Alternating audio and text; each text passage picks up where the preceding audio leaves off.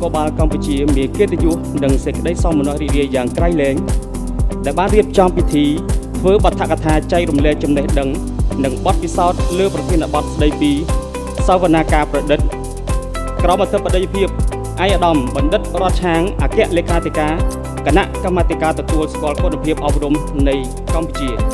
និងឯកឧត្តមនាយឧត្តមសេនីយ៍ឯកមនោសែនប្រធានបណ្ឌិតសភានគរបាលកម្ពុជាសូមអង្គពិធីទាំងមូលអបអរសាទរ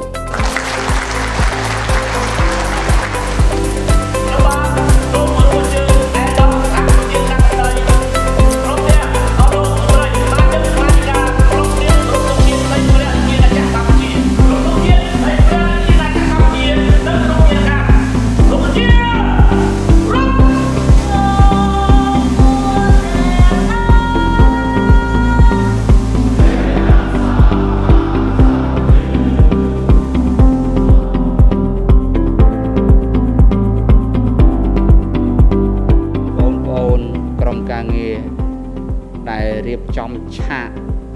សវនាការប្រឌិតនិស្សិតសិក្ខាកាម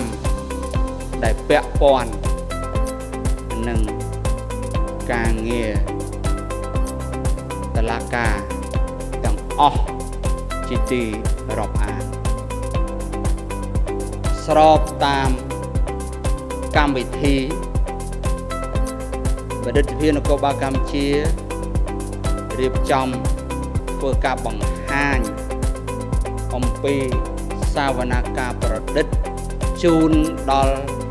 អង្គពាក់ព័ន្ធទាំងអស់ដើម្បីស្វែងយល់